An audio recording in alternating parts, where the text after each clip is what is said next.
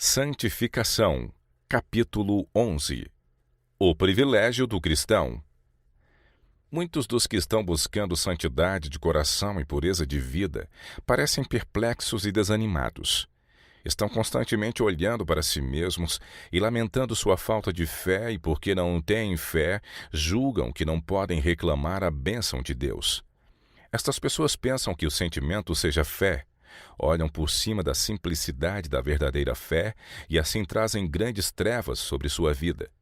Deveriam volver a mente de si mesmas para repousá-la na misericórdia e bondade de Deus e recordar suas promessas, e então simplesmente crer que Ele cumprirá sua palavra.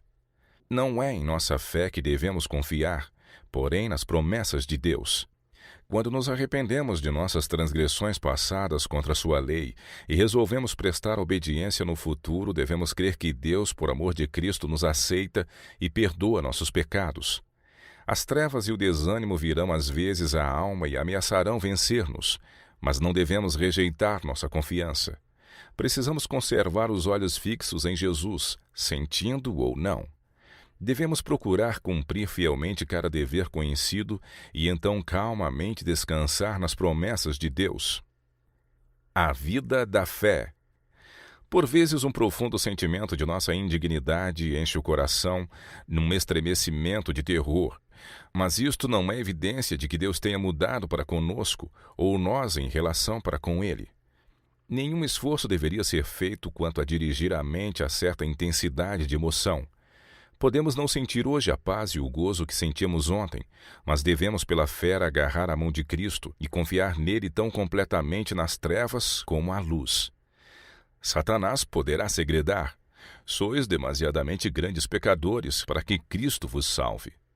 Conquanto reconheçais que sois realmente pecadores e indignos, podeis enfrentar o tentador com esta declaração: pela virtude da expiação eu reclamo Cristo como meu Salvador. Não confio em meus próprios méritos, mas no precioso sangue de Jesus, o qual me limpa. Neste momento eu lanço sobre Cristo meu desalentado coração. A vida cristã deve ser de constante, viva fé. Uma confiança que não se renda, firme em Cristo, trarão paz e certeza à alma. Resistir à tentação.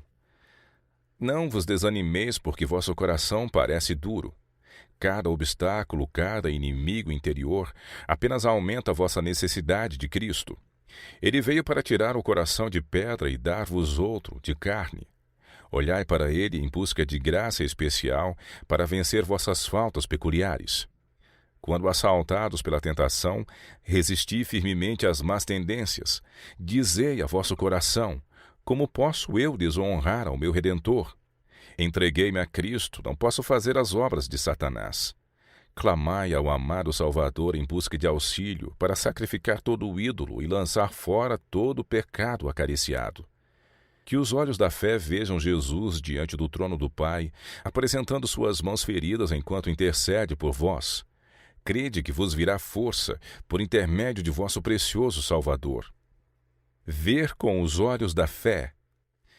Pela fé olhai para as coroas destinadas aos que hão de vencer. Atentai para o exultante canto dos remidos. Digno, digno é o Cordeiro, que foi morto e nos redimiu para Deus. Esforçai-vos por considerar estas cenas como reais. Estevão, o primeiro mártir cristão, em seu terrível conflito com os principados e as potestades e as hostes espirituais da maldade nos lugares celestiais, exclamou: eis que vejo os céus abertos e o Filho do Homem que está em pé à direita de Deus. O Salvador do mundo foi-lhe revelado como olhando dos céus para ele com o mais profundo interesse, e a gloriosa luz do semblante de Cristo brilhou sobre Estevão com tal resplendor que mesmo os seus inimigos viram seu rosto brilhar como o rosto de um anjo. Se permitíssemos que nossa mente se demorasse mais sobre Cristo e o mundo celestial, acharíamos um poderoso estímulo e amparo em guerrear as batalhas do Senhor. O orgulho e o amor ao mundo perderão seu poder ao contemplarmos as glórias daquela terra melhor, que tão logo será nosso lar. Diante da amabilidade de Cristo, todas as atrações terrenas parecerão de pouco valor. Que ninguém pense que, sem fervoroso esforço de sua parte, poderá obter a certeza do amor de Deus. Quando por tão longo tempo se permitiu à mente repousar somente em coisas terrenas, é difícil mudar os hábitos do pensamento. Aquilo que os olhos veem e os ouvidos escutam, demasiadas vezes atrai a atenção e absorve o interesse. Mas se quisermos entrar na cidade de Deus e olhar para Jesus e sua glória, precisamos acostumar-nos aqui a contemplá-lo com os olhos da fé. As palavras e o caráter de Cristo devem ser frequentemente o assunto de nossos pensamentos e de nossa conversação. E a cada dia, algum tempo deve ser consagrado especialmente à devota meditação nestes temas sagrados. Silenciando o Espírito. A santificação é uma obra diária. Ninguém se engane a si mesmo com a suposição de que Deus o perdoará e abençoará enquanto está pisando um de seus mandamentos. A prática voluntária de um pecado conhecido silencia a testemunhadora voz do Espírito e separa de Deus a alma. Qualquer que sejam os êxtases do sentimento religioso, Jesus não pode habitar no coração que desrespeita a lei divina. Deus apenas honrará aqueles que o honram. Sois servos daquele a quem obedeceis. Se condescemos com a ira, a concupiscência, a cobiça, o ódio, o egoísmo ou outro pecado qualquer, tornamo-nos servos do pecado. Ninguém pode servir a dois senhores. Se servimos ao pecado, não podemos servir a Cristo. O cristão sentirá as tendências do pecado porque a carne cobiça contra o espírito, mas o espírito combate contra a carne, mantendo uma batalha constante. É aqui que o auxílio de Cristo se faz preciso. A fraqueza humana se une à força divina, e a fé exclama: graças a Deus que nos dá a vitória por nosso Senhor Jesus Cristo. Hábitos religiosos corretos. Se quisermos desenvolver um caráter que Deus possa aceitar, precisamos formar hábitos corretos em nossa vida religiosa. A oração diária é tão essencial ao crescimento na graça e mesmo à própria vida espiritual, como o alimento temporal ao bem-estar físico. Devemos acostumar-nos a elevar muitas vezes o pensamento a Deus em oração. Se a mente vagueia, devemos fazê-la retornar. Mediante perseverante esforço, o hábito finalmente fará que isto seja fácil. Não podemos por um momento separar-nos de Cristo com segurança. Podemos contar com sua presença para assistir-nos a cada passo, mas somente observando nós as condições que Ele mesmo estabeleceu. A religião deve tornar-se o grande negócio da vida. Tudo mais deve ficar subordinado a ela. Todas as nossas faculdades morais, físicas e espirituais devem empenhar-se na batalha cristã.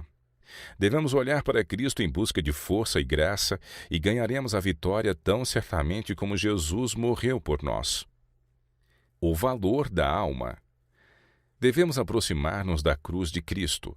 O arrependimento ao pé da cruz é a primeira lição que temos de aprender.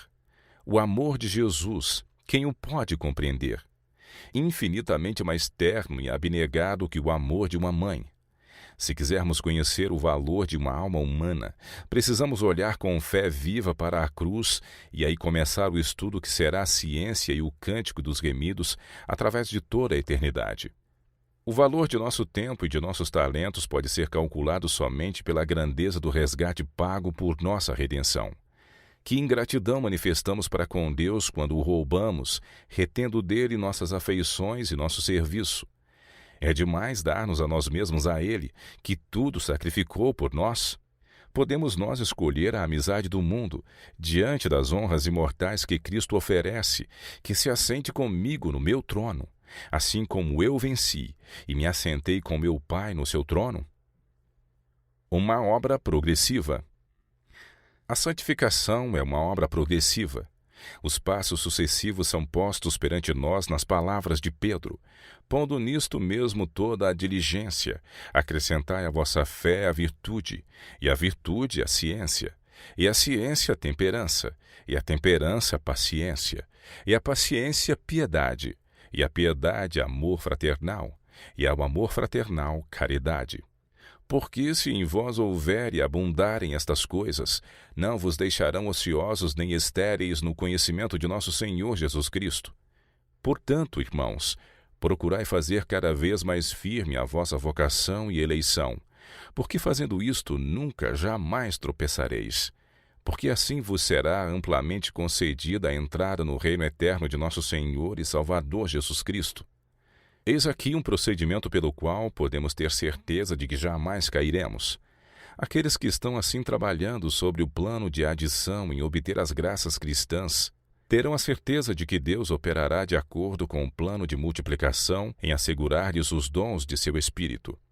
Pedro assim se dirige àqueles que atingiram esta preciosa fé.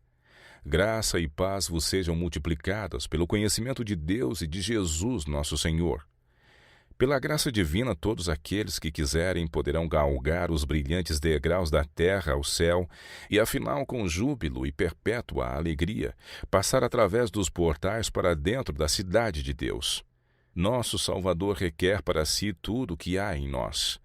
Pede nossos primeiros e mais puros pensamentos, nossa mais pura e mais intensa afeição. Se somos realmente participantes da natureza de Deus, seu louvor estará continuamente em nosso coração e nossos lábios. Nossa única esperança está em entregar nosso tudo a Ele e em estar constantemente crescendo na graça e no conhecimento da verdade. A exclamação de vitória de Paulo. O apóstolo Paulo fora altamente honrado por Deus, tendo sido arrebatado em visão ao terceiro céu, onde contemplou cenas cujos esplendores não lhe foi permitido revelar. Contudo, isto não o levou à jactância ou confiança própria. Reconheceu a importância da constante vigilância e renúncia própria e declara sinceramente: subjugo o meu corpo e o reduzo à servidão, para que, pregando aos outros, eu mesmo não venha de alguma maneira a ficar reprovado. Paulo sofreu por amor da verdade, e contudo não ouvimos nenhuma queixa de seus lábios. Ao rever sua vida de fadiga e cuidado e sacrifício, ele diz: para mim tenho por certo que as aflições deste tempo presente não são para comparar com a glória que em nós há de ser revelada. Vem até nosso tempo a exclamação de vitória do fiel servo de Deus: quem nos separará do amor de Cristo? A tribulação ou a angústia? A perseguição ou a fome? Ou a nudez ou o perigo? Ou a espada? Mas em todas as coisas somos mais do que vencedores por aquele que nos amou. Porque estou certo de que nem a morte, nem a vida, nem os anjos, nem os principados, nem as potestades, nem o presente, nem o porvir, nem a altura, nem a profundidade, nem alguma outra criatura nos poderá separar do amor de Deus, que está em Cristo Jesus, nosso Senhor. Embora Paulo fosse afinal confinado a uma prisão romana, excluído da luz e ar do céu, isolado de seus labores ativos no Evangelho, esperando a todo momento ser condenado à morte, contudo não se entregou à dúvida ou desespero. Daquela escura masmorra partiu seu testemunho pré-agônico, cheio de uma sublime fé e ânimo que tem inspirado o coração dos santos e mártires em todos os séculos subsequentes. Suas palavras apropriadamente descrevem os resultados daquela santificação que nos temos esforçado por apresentar nestas páginas. Eu já estou sendo oferecido por aspersão de sacrifício, e o tempo da minha partida está próximo. Combati o bom combate, acabei a carreira, guardei a fé.